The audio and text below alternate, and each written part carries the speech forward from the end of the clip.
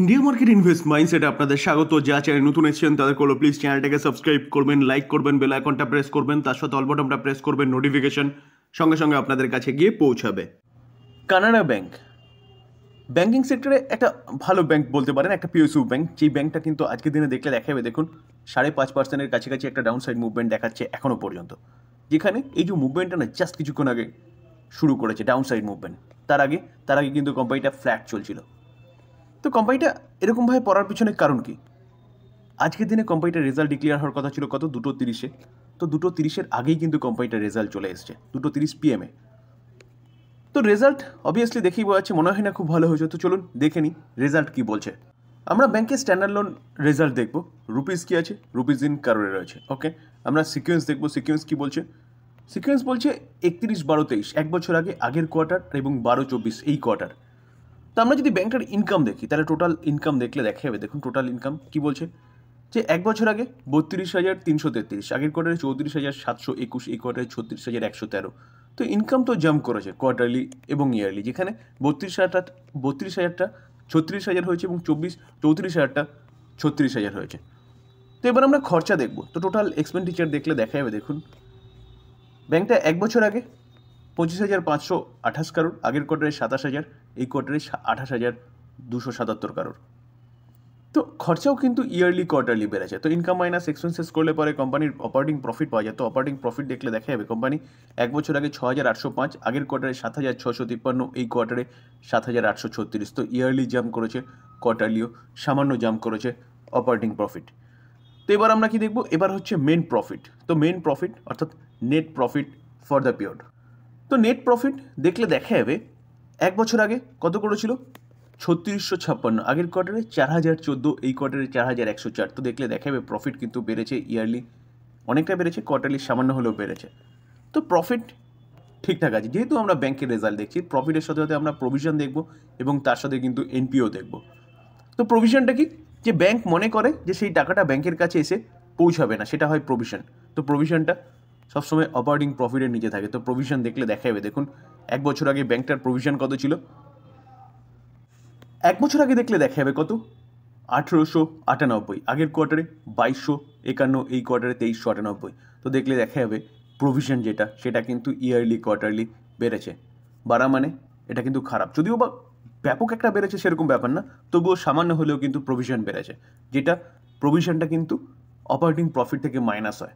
তার জন্যই profit, net প্রফিটটা এরকম দেখাচ্ছে অন কোয়ার্টার বেসিস সামান্য বেড়েছে, কারণ প্রভিশনটা অনেকটাই বেড়ে গেছিলো স্যার। এনপিএ অর্থাৎ নন পারফর্মিং অ্যাসেট। তো দেখলে দেখা যাবে, দেখুন যেই অ্যাসেটটা পারফর্ম করছে না, আমরা গ্রস এনপিএ দেখব। এক বছর আগে দেখলে দেখা যাবে 41,721, আগের কোয়ার্টারে 37,733, এই কোয়ার্টারে 35,060। তো এনপিএ দেখলে দেখা যাবে অনেকটা পড়েছে ইয়ারলি এবং কোয়ার্টারলি। এটা কিন্তু ভালো জিনিস। তো ওভারঅল দেখলে দেখা যাবে কোম্পানির রেজাল্ট কিন্তু মোটামুটি ঠিকঠাক আছে।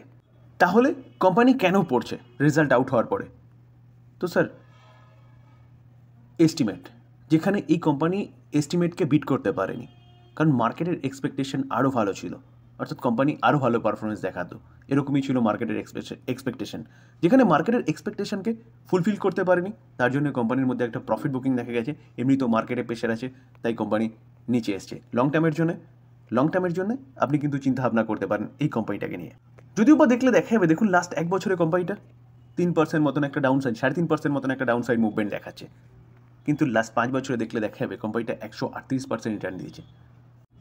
কোনো লোন যদি কেউ বা কোনো কোম্পানি 3 মাসের মধ্যে কোনো ডিফল্ট করে, তাহলে কিন্তু সেটা এনসিএলটির আন্ডারে যেতে পারবে ব্যাঙ্কগুলো। তো সেই জায়গায় দাঁড়িয়ে স্যার, এই জায়গায় দাঁড়িয়ে কিন্তু এখন এই কোম্পানিগুলো প্রফিটের স্বাদ দেখছে এবং এনপিএ আস্তে আস্তে কমছে। তার জন্য কিন্তু 5 বছরে প্রতি কটা পিএসইউ কোম্পানিকে দেখলে দেখা যাবে বা ব্যাঙ্কগুলোকে দেখলে দেখা যাবে ভালো রিটার্ন জেনারেট করে দিয়েছে। আল্ট্রাটেক সিমেন্ট নাম্বার 1 সিমেন্ট ভারতের মধ্যে, মার্কেট ক্যাপ 3.24 লাখ কারোর। তো কোম্পানিটা মার্কেটে এত প্রেশারের মধ্যেও কিন্তু 0.33% একটা সামান্য ডাউন সাউন্ড মুভমেন্ট দেখাচ্ছে, যেখানে এই কোম্পানিটাকে নিয়ে একটা ভালো নিউজ পাওয়া যাচ্ছে। অ্যাট ফার্স্ট চলুন নিউজটা দেখে নিই। নিউজটা কী পাওয়া যাচ্ছে? হিন্ডেলবার্গ সিমেন্ট ইন্ডিয়া শেয়ার 10% মতন বেড়েছে। বাড়ার পিছনে কারণ কি? কারণ হচ্ছে আল্ট্রাটেক সিমেন্ট কিন্তু একে অ্যাকুইজিশন করেছে। দেখুন এই আর্টিকেল দেখলেও দেখা যাবে হেইডেল বার্গ সিমেন্ট ইন্ডিয়া 10% বাড়ার পিছনে কারণ আজকে 27 তারিখ, যেটা মানি কন্ট্রোলের রিপোর্টের মাধ্যমে পাওয়া যাচ্ছে, যে কি আদিত্য বিড়লা গ্রুপের ফ্ল্যাগশিপ কোম্পানি, যেটা number one company UltraTech cement, সেটা কি করছে, যে কথাবার্তা বলছে জার্মান সিমেন্ট মেজর কোম্পানিকে অ্যাকুইজিশন করার জন্য। তো ডিউরিং মার্কেটেই কিন্তু এই খবরটা, মার্কেট চলাকালীনই কিন্তু এই খবরটা এসছে, এবং তার জন্য দেখলে দেখা যাবে হেইডেল বার্গ সিমেন্ট যে কোম্পানিটা রয়েছে সেই কোম্পানিটা এখনও পর্যন্ত 7%-এর ওপরে একটা ভালো অফসাইড মুভমেন্ট দেখাচ্ছে। স্যার লং টার্মের জন্য কিন্তু আল্ট্রাটেক সিমেন্ট এই কোম্পানিটা আপনি রাডারে রাখতে পারেন, যেখানে গভর্নমেন্ট ইনফ্রাস্ট্রাকচার নিয়ে ক্যাপেক্সের কথা বলছে বা ক্যাপেক্সের কথা শোনা যাচ্ছে, বাজেটে কিন্তু ব্যাপক একটা ক্যাপেক্স এক্সপেক্টেড। তো নাম্বার ওয়ান কোম্পানি হিসেবে কিন্তু এই কোম্পানিটা ব্যাপক বেনিফিটেড হবে, যেখানে এই কোম্পানিটার ধারে কাছে এখনও পর্যন্ত কেউ নেই। তো লং টার্মের জন্য বেস্ট ইনভেস্টমেন্ট হতে পারে। তার পাশাপাশি এই কোম্পানিটা নিফটি 50-র পার্ট। স্যার কখনো না বন্ধ হওয়ার মতন বিজনেস সিডিএসএল কাজ কী করে? কোম্পানিটা হচ্ছে depository company, depository service provide করে। আপনি শেয়ার মার্কেটের যেসব শেয়ারগুলো পারচেস করছি ডেলিভারির জন্য বা পজিশনাল ট্রেডিংয়ের জন্য, সেই সব শেয়ারগুলো কোথায় জমা থাকছে? সেই সব শেয়ারগুলো কিন্তু ডিপোজিটারের কাছে জমা থাকে, সিডিএসএল এবং এনএসডিএল। এনএসডিএল মার্কেটে লিস্টেড নেই, সিডিএসএল মার্কেটে লিস্টেড আছে। তো সেখান থেকে কোম্পানিটার ইনকাম, আমরা যত ট্রেড করব, যত মার্কেটে অ্যাক্টিভিটি বেশি হবে, যত ডেলিভারি পারচেস বেশি হবে, তত এই কোম্পানিটার ইনকাম হবে। তো এই জায়গায় দাঁড়িয়ে দেখলে দেখা যাবে আজকের দিনে কোম্পানিটা প্রায় 10% মতন পড়েছে, এবং কোম্পানিটা হাই কত মেরেছে? 1989। সেখান থেকে ম্যাসিভ ডিসকাউন্ট চলছে এখন 1347। তো এই কোম্পানিটা কিন্তু আপনি রাডারে রাখতে পারেন। পড়ার পিছনে কারণ যদি বলেন, তাহলে কারণ হচ্ছে রেজাল্ট, যেখানে রেজাল্ট ইয়ারলি কোয়ার্টারলি জাম্প করেছে, কিন্তু মার্কেটের এক্সপেকটেশন যেটা ছিল সেটাকে ফুলফিল করতে পারেনি। এটা স্বাভাবিক স্যার। আমরা যদি নিফটিকে দেখি, নিফটি 1.17% আজকের দিনে পড়েছে। লাস্ট 6 মাসে যদি দেখলে দেখা যাবে নিফটি 8% মতন পড়েছে লাস্ট 6 মাসে। কিন্তু স্যার হাই থেকে দেখলে দেখা যাবে হাই থেকে প্রায় 13% মতন পড়েছে, এবং টাইম পিরিয়ডটা দেখুন, 27 সেপ্টেম্বর হাই মেরেছিল, সেখান থেকে 27 জানুয়ারি। তো sir October November December Q3 result. তো অক্টোবর নভেম্বর ডিসেম্বর যেই পিরিয়ডটা ছিল না, সেই পিরিয়ডে নিফটি কিন্তু নিচে নামছিল, অর্থাৎ মার্কেটের অ্যাক্টিভিটি অনেকটাই কমে গেছে। যেখানে মার্কেটের অ্যাক্টিভিটি কমবে সেখানে কিন্তু এই কোম্পানির ইনকাম কমবে। কেন? কারণ যত মার্কেটের অ্যাক্টিভিটি বাড়বে তত কিন্তু এই কোম্পানির ইনকাম বাড়বে। শুধু এটা হচ্ছে বলতে পারেন একটা ফল্ট যতগুলো কোম্পানি শেয়ার মার্কেটের সাথে রিলেটেড আছে। তো এই জায়গায় দাঁড়িয়ে কোম্পানির বিজনেস কি শেষ? কোম্পানি এখান থেকে আর কামব্যাক করতে পারবে না? অবভিয়াসলি করবে স্যার।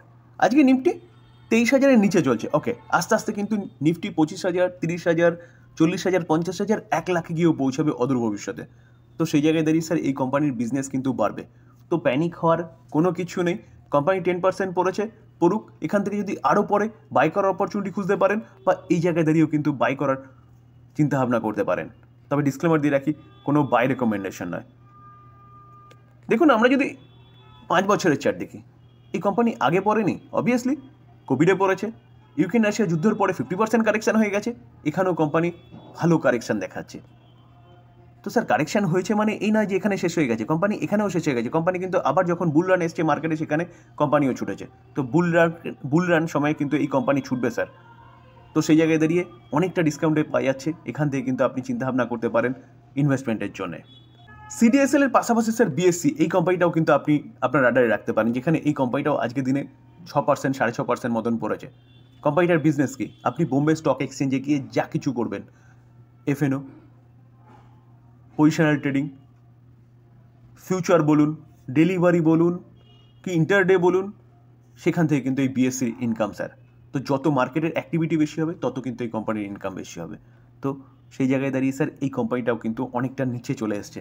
যদি এখান থেকে আরও নিচে আসে তাহলে বাই করার অপরচুনিটি খুঁজতে হবে। দেখুন স্যার হেভি রিসেন্ট কোম্পানিটা হাই মেরেছে 6,133। তো সেখান থেকে ম্যাসিভ না হলেও অনেকটা নিচে চলে এসছে। যদি এখান থেকে আরও নিচে আসে তাহলে এই কোম্পানিটাও কিন্তু বাই করার অপরচুনিটি খুঁজতে পারেন, কারণ এই কোম্পানিটারও বিজনেস কখনো না বন্ধ হওয়ার মতন বিজনেস। কারণ স্যার শেয়ার মার্কেটের সাথে কিন্তু এই কোম্পানিটার বিজনেস জড়িয়ে রয়েছে। যদিও বা Q3 রেজাল্ট এখনও ডিক্লেয়ার হয়নি, তবুও মার্কেটে প্রেশার আছে, কোম্পানিটা নিচে এসছে, আপনি কিন্তু চিন্তাভাবনা করতে পারেন এই কোম্পানিটাকে নিয়েও। তবে স্যার ডিসক্লেমার দিয়ে রাখি, কোনো বাই রেকমেন্ডেশন নয়। ভালো ভালো কোম্পানি নিচে চলে আসছে, সুযোগ খুঁজতে হবে বাই করার। তো তার জন্য আলোচনা করছি লার্নিং পারপাস, এটাকে বাই রেকমেন্ডেশন হিসেবে কেউ নেবেন না। বাই করার আগে নিজে ভালো মতন অ্যানালাইসিস করবেন, তারপরে বাই করবেন, বা আপনি আপনার ফাইন্যান্সিয়াল অ্যাডভাইজারের সাথে কথা বলে নিয়ে তারপরে বাই করবেন। থ্যাংক ইউ, ভালো থাকবেন।